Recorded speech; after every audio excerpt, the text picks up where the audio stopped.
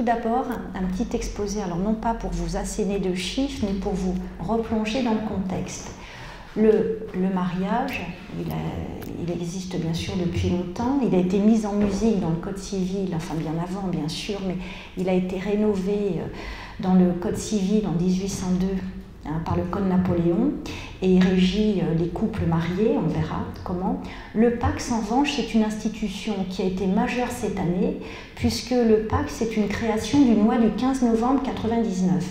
Ce qui s'est passé, c'est que le PACS, en 1999, il était conçu comme un contrat. Vous vous rappelez peut-être, pour ceux qui sont un peu plus âgés, les manifestations qui avaient lieu dans les rues à ce moment-là, parce qu'il y avait des gens qui étaient opposés au PACS. Donc le législateur avait dit, c'est un contrat, ce n'est pas une institution.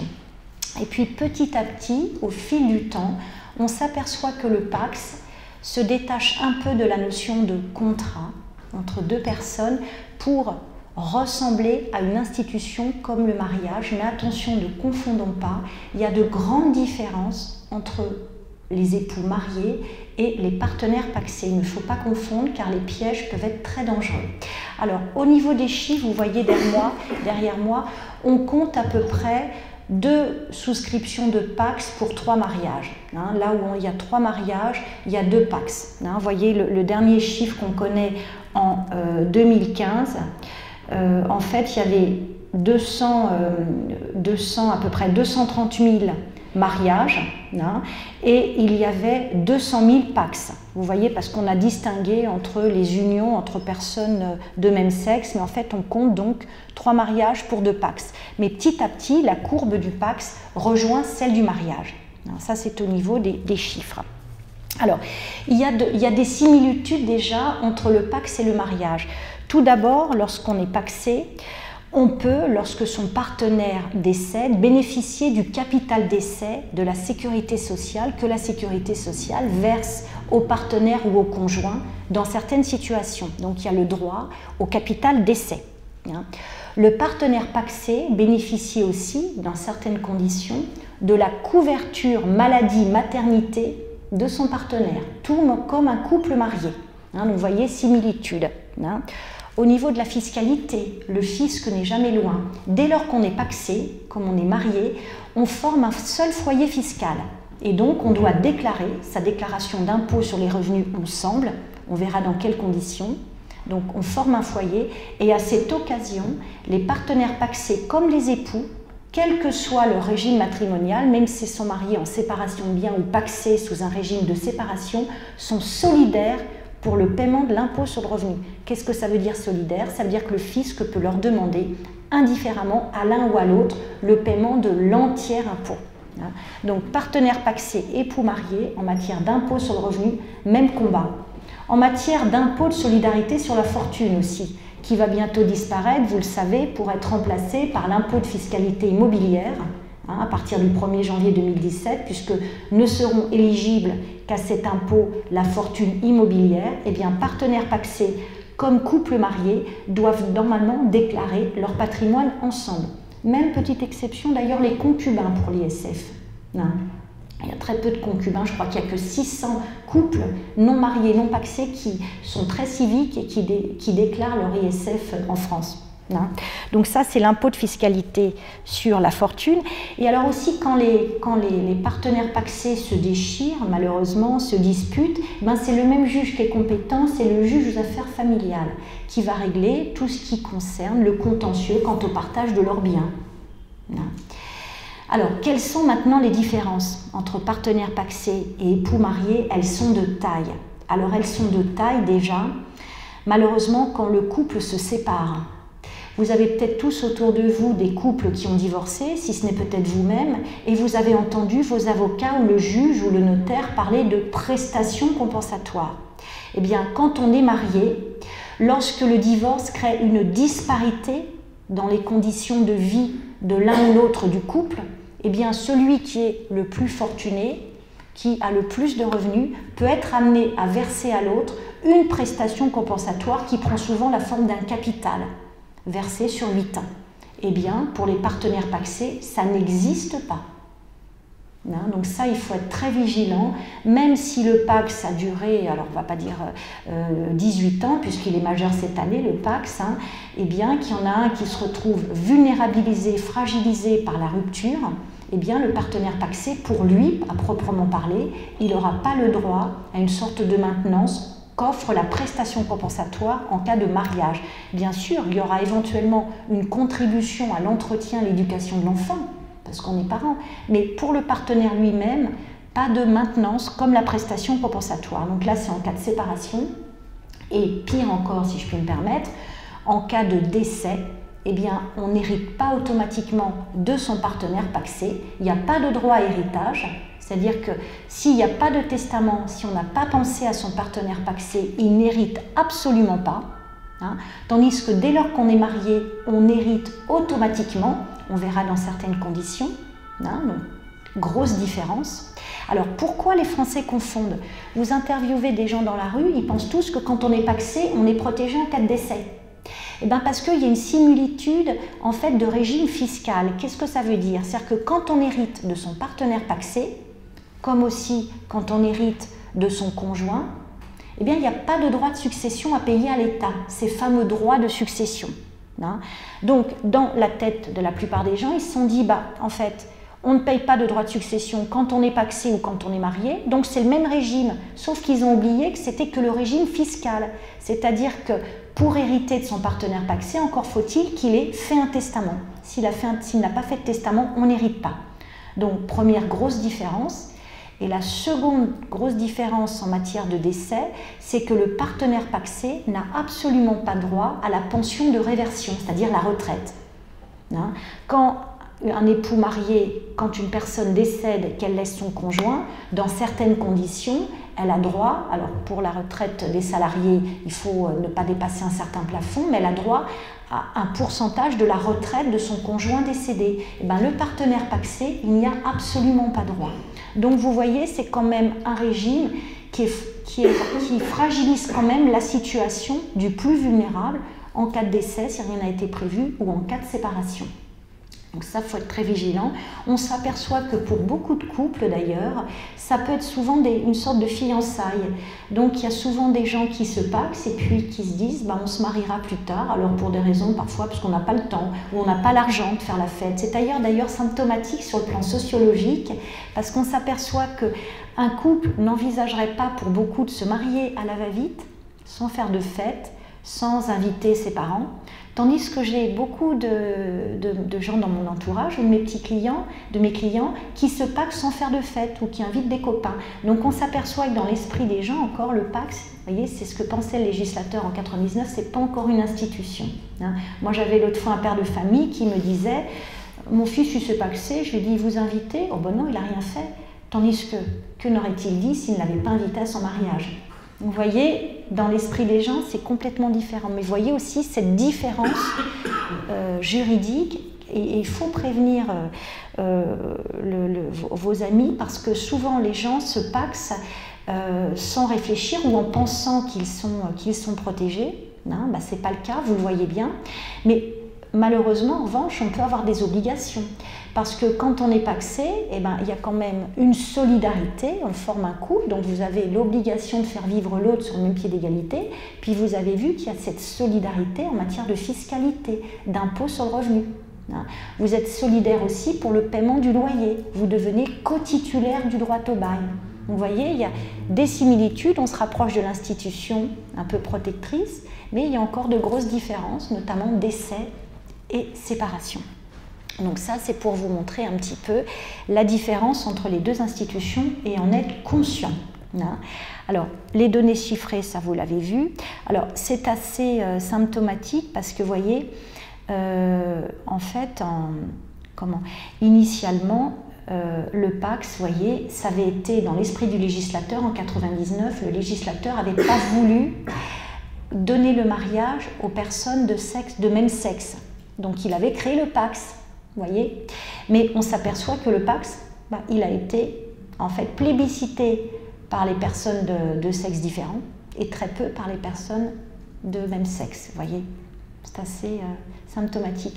Mais justement, le PACS, il n'est pas trop adapté justement pour des personnes non seulement de sexes différents pour ces raisons-là, et surtout quand on a des enfants, on le verra, même si vous faites un testament au profit de votre partenaire pacsé, vous n'avez pas cette facilité de transmission que vous pouvez avoir vis-à-vis d'un conjoint marié.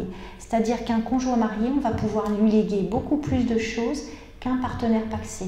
Il faut le savoir aussi. Donc concrètement, le PACS, dès lors qu'on a des enfants, même si on fait un testament, ce n'est pas un régime extrêmement favorable, ne serait-ce que déjà parce qu'il n'y a pas cette pension de retraite. Alors, les textes pour le PACS, en fait, le régime légal du PACS, en fait, il y a eu un changement en 2006. Auparavant, en fait, les partenaires pacsés, ils étaient mariés sous le régime de l'indivision conventionnelle, c'est-à-dire que tout ce qu'ils gagnaient pendant le mariage, tout ce qu'ils achetaient, c'était présumé leur appartenir moitié-moitié. Et ça créait tellement de difficultés qu'en 2006, quand le législateur a toiletté le PACS, il a donné comme régime légal, c'est-à-dire à défaut de choix des partenaires, le régime de la séparation des patrimoines. Donc a priori, chacun est séparé, chacun garde son patrimoine, chacun peut, en étant pacsé, acheter seul ou ensemble. Normalement, chacun conserve ses dettes, sauf les dettes pour faire vivre le foyer ou les dettes d'impôt sur le revenu ou les dettes d'ISF. D'accord ? Donc le régime légal des partenaires pacsés, c'est en fait un régime séparatiste. Et c'est régi donc par les textes du Code civil qui sont les articles 515.1 à 515-7-1 du Code civil. Alors où se pacser ? Alors il y a deux possibilités. La première possibilité, c'est de se pacser depuis le 1er novembre 2017 à la mairie de son lieu de résidence. Donc vous voyez, on se marie aussi à la mairie. Donc, si vous voulez vous pacser à la mairie, il faut vite prendre un rendez-vous et les services de l'état civil vous donneront un rendez-vous pour enregistrer votre PACS. Mais vous pouvez aussi vous pacser chez le notaire. Depuis, ça n'a pas changé, la réforme récente n'a pas du tout changé. Avant, on se pacsait au tribunal d'instance, maintenant c'est à la mairie, mais on peut toujours, comme par le passé, se pacser chez le notaire. Rien ne vous empêche d'aller chez le notaire pour avoir des renseignements et ensuite, pourquoi pas, vous pacser à la mairie. Mais j'ai beaucoup de mes partenaires qui disent on préfère faire un acte notarié parce qu'au moins on est sûr que vous en assurez la conservation, parce que tout ce qui est déposé chez les notaires, c'est enregistré, c'est conservé à l'étude pendant 75 ans et ensuite ça va aux archives nationales pour les notaires parisiens et départementales pour les notaires de région. Donc il y a vraiment une conservation, puis aussi le conseil du notaire. Alors un PACS chez le notaire, il faut compter environ 400 €, sachant que dedans, il y a des droits d'enregistrement au trésor public. La rémunération du notaire est dedans, elle est dans les 400 €. Et a priori, les consultations sont offertes. Donc n'hésitez pas, même si vous n'êtes pas sûr de vous pacser ou on verra de faire un contrat de mariage, d'avoir une consultation préalable de votre notaire pour savoir ce qui est mieux pour vous. Donc ça, c'est le PACS. Alors sachez que le PACS, on se rapproche de l'institution, il va être inscrit en marge de votre extrait d'acte de naissance. Donc on verra que vous vous êtes pacsé avec Michel, avec Géraldine, avec Sylvie, comme en fait une mention de votre état civil. Alors, une petite différence, PACS la mariage, c'est que vous savez, quand on se marie, on dit souvent, on prend le nom de son époux pour les femmes. En fait, c'est qu'un usage, parce que le mari pourrait aussi prendre le nom d'usage de son épouse. C'est qu'un usage. Eh bien, les partenaires pacsés, normalement, ils n'ont pas cet usage. Normalement, on ne peut pas prendre le nom de son partenaire pacsé, alors que c'est l'usage de prendre le nom de son conjoint, qu'on perd normalement en cas de divorce, sauf maintien autorisé ou par le juge d'affaires familiales ou par le conjoint lui-même. Donc ça, c'est le PACS. Alors, les obligations des partenaires pacsés, on l'a vu, c'est une obligation d'entraide, en fait, mutuelle, et une obligation solidaire aux dettes. Tout à l'heure, je vous ai dit qu'a priori, les partenaires pacsés, c'était une séparation, hein, mais comme on se rapproche quand même d'un foyer, eh ben, il y a des dettes pour lesquelles on est solidaire. Lesquelles, par exemple, toutes les dettes qui concernent le fonctionnement du ménage, les dettes d'EDF, d'électricité, de bail pour les locataires, hein, et d'impôts sur le revenu. Pour le reste, chacun des partenaires pacsés reste indépendant. Une petite précision, parce qu'il ne faut pas se faire un monde de ce qu'on appelle les régimes séparatistes. Régime séparatiste pacsé, ou quand on est marié, le régime de la séparation de biens. Beaucoup de gens s'imaginent qu'il faut tenir une comptabilité très stricte. Pas du tout. Ce qui est conseillé souvent, c'est que chacun garde ses comptes et que vous dédiez un compte joint, alimenté en fait par vos revenus, une partie de vos revenus tous les mois, sur lequel en fait on se sert pour payer les dépenses courantes, ce qu'on appelle faire bouillir la marmite, hein. Et même quand on est en séparation de biens, régime séparatiste, ça n'empêche pas qu'on peut acheter ensemble un bien. On n'est pas obligé d'être de patrimoine totalement étanche et cloisonné. C'est-à-dire qu'il y a beaucoup de partenaires pacsés, beaucoup d'époux séparés de biens, Dieu merci, qui achètent ensemble. Mais souvent, ce qui est vraiment conseillé par le notaire, c'est à l'occasion de l'achat, eh bien, de dire au notaire, ben voilà, on achète tel montant, le prêt, on va le rembourser dans telles conditions, mais l'apport, ben, il y a Sophie qui a mis 30 000 €, il y a François ou Françoise qui a mis 40, et on va calculer nos proportions d'achat en fonction de notre contribution.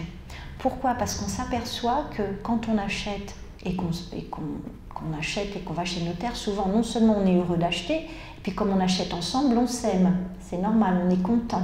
Et souvent, j'en suis témoin dans ma pratique quotidienne, les gens vous disent, oh bah, maître, on va mettre qu'on achète moitié-moitié, pas de souci. On a le droit de le faire, enfin, sous certaines conditions. Sauf que, malheureusement, si ça ne correspond pas à la réalité, s'il y a une séparation, je vous parle de la séparation, hein. C'est une séparation, alors vous êtes pax séparatiste ou séparé bien, s'il y a une séparation, un divorce, eh bien celui qui a mis plus d'apport va pouvoir dire, bah moi j'ai mis plus, donc tu me dois ce qui s'appelle une créance. Et tout le monde va être mécontent, parce que celui auquel on demande une créance, bah, il va tomber des nues, il va dire, mais attends, on avait mis moitié-moitié. Et puis, celui qui réclame la créance, il n'a peut-être plus les papiers. Donc tout le monde est mécontent, alors que quand on dit les choses clairement, il n'y a pas de difficulté. Ça n'empêche pas qu'on peut se protéger en cas de décès par un testament. Donc ça, il faut être très vigilant, et je le rappelle, ce n'est pas parce qu'on est en séparation qu'on est obligé d'acheter seul. On peut acheter ensemble. Donc le droit et obligations des partenaires, ça on l'a vu. Alors vous voyez, c'est ce que je vous disais, on peut acheter ensemble pendant le pax des biens indivis, ou on peut aussi acheter des biens, enfin on peut aussi avoir des biens à soi. Donc dans le pax, bien sûr, comme c'est en fait tous les biens que l'un des partenaires avait avant de se paxer, de toute façon, ça reste à lui. Tous les biens qu'on soit par donation ou succession, ça reste à soi. Et les biens que chaque partenaire acquiert seul, ça reste à lui. Donc en fait, le pax, c'est un pax séparatiste de principe. Alors, petite précision, contrairement à une idée répandue, même quand on se marie sans contrat de mariage, tous les biens que l'on a avant de se marier ou que l'on reçoit par succession ou donation restent à soi. Là encore, vous feriez un micro-trottoir place du Châtelet, vous auriez 80% des Français qui vous diraient en communauté, tout est moitié-moitié. C'est une erreur. En communauté, quand on est marié sans contrat, en fait, on ne partage que ce qu'on a gagné par son travail, par ses économies, ou par les loyers de biens qu'on avait avant le mariage. Mais tout ce qu'on avait avant le mariage, ou tout ce qu'on reçoit par donation ou succession, ça reste à soi. Donc ça, c'est le principe du pax. Alors, vous voyez, ça c'est le deuxième volet du pax, c'est-à-dire que c'est très rare, on peut exceptionnellement, dire lorsqu'on se paxe, on ne prend pas le régime légal de la séparation des patrimoines, mais celui de l'indivision conventionnelle, en fait, qui était le régime légal d'avant 2006 et qui a tellement créé de soucis que le législateur, du coup, l'a relégué en second plan pour dire aux gens, non, si vous ne faites pas de choix, ça sera le régime séparatiste. Mais voyez, en fait, sous ce régime conventionnel de l'indivision, eh bien, tous les biens qui sont achetés ensemble ou même seuls pendant le Pacs sont moitié-moitié. Et l'administration fiscale ne considère pas que c'est une donation qu'on fait à l'autre. Donc ça peut être aussi parfois une façon d'avantager son partenaire pacsé.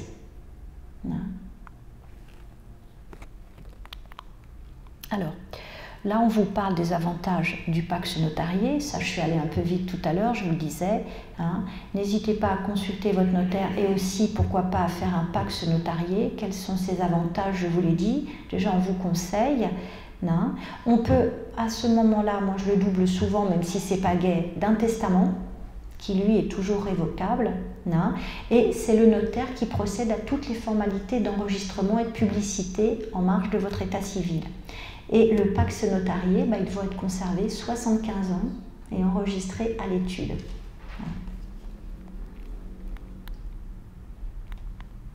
Alors, ensuite, là on a vu le Pacs. Alors le Pacs, sachez-le, il peut se résoudre très librement, c'est-à-dire qu'en fait, pour rompre le Pacs, il suffit d'envoyer une lettre recommandée à son partenaire pour dire voilà, je romps le Pacs.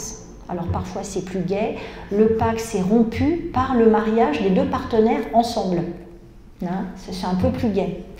Alors beaucoup de gens me disent mais c'est pas très romantique de rompre le Pacs par lettre recommandée, et quelqu'un m'a répondu très justement, crois-tu que ce soit plus gai que d'aller chez le juge? C'est jamais gai une rupture. Mais c'est vrai que ça paraît plus simple le Pacs, ça paraît plus simple, mais en théorie, parce que les partenaires pacsés, ils ont des enfants, parfois malheureusement ils ne s'entendront pas, donc c'est le juge d'affaires familiales qui réglera le contentieux s'il n'arrive pas à trouver de solution, sachant que l'amiable est toujours conseillé. Et puis, même si le juge d'affaires familiales ne prononcera pas le divorce, bien que maintenant on peut divorcer par consentement mutuel autrement que par devant le juge, les partenaires pacsés pourront avoir acquis des biens ensemble. Et justement, le partage, ils ne se mettront pas d'accord sur le partage, s'ils n'arrivent pas à trouver une solution avec leur notaire et leurs avocats, ça sera le juge d'affaires familiales qui sera compétent pour procéder au partage des biens et procéder à ce qui s'appelle à la liquidation, c'est-à-dire à la répartition des droits de chacun. Donc c'est pas parce qu'on est pacsé que c'est beaucoup plus facile, parce que quand on se paxe, on a aussi des enfants et on a un patrimoine. Donc c'est plus ces conséquences qui créent des difficultés.